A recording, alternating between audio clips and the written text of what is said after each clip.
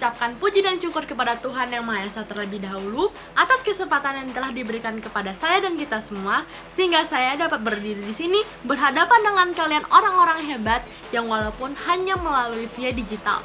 Semoga Tuhan selalu memberikan keberkahan kepada Anda semua yang sudah bersedia meluangkan waktunya untuk mendengarkan saya berbicara. Ada pepatah mengatakan, tak kenal maka tak sayang. Daripada tidak sayang, lebih baik saya memperkenalkan diri terlebih dahulu.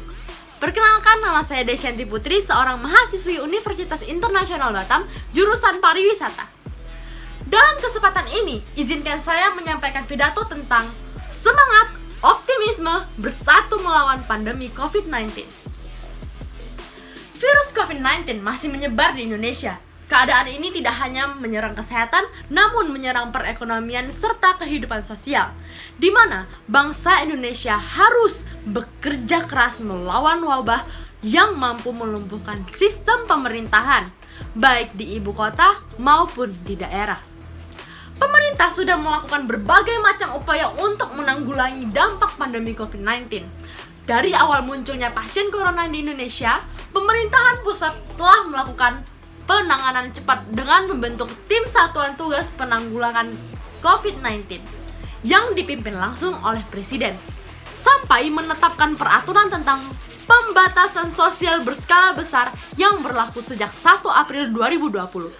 Presiden Joko Widodo mengajak seluruh rakyat Indonesia untuk optimis dalam melawan virus COVID-19. Semangat optimis sangat penting dalam menghadapi pandemi ini. Selain dari sisi pemerintah, optimis dalam melawan pandemi COVID-19 akan semakin kuat bila masyarakat ikut berperan. Masyarakat kita tidak boleh pesimis dan putus asa. Kita sebagai bangsa pejuang harus punya semangat untuk melewati ini, bangkit dan bersatu memulihkan Indonesia dan menjadi lebih sehat lagi. Seruan Presiden ini tentu memotivasi masyarakat untuk terus semangat dalam melawan corona. Semangat bangsa Indonesia dapat dilihat dari partisipasi rakyat Indonesia, di mana selalu mengikuti anjuran pemerintah dengan mengikuti segala macam prosedur kesehatan demi memutuskan rantai penyebaran virus corona. Hingga saat ini, bangsa Indonesia kembali bangkit dan menjalankan kehidupan normal yang baru. Bahkan, banyak masyarakat turun tangan melakukan gerakan kemanusiaan tanpa pamrih untuk menanggulangi wabah corona di tanah air. Mereka rela merogoh kocek mereka sendiri atau menyumbangkan sebagian harta bendanya untuk membantu penanganan dampak virus ini. Aksi mereka pun beragam, membagikan masker, penyemprotan disinfektan, menyediakan perlengkapan cuci tangan atau hand sanitizer, mengumpulkan donasi untuk pengadaan alat pelindung diri atau APD bagi tenaga medis, dan aksi sosial lainnya. Tentunya dengan kesadaran dari semua pihak untuk saling bekerja sama dan saling bahu-membahu dalam mengatasi problematika ini. Jadi, tetap bersikap optimis di tengah pandemi COVID-19. Kita tidak boleh menyerah dengan corona.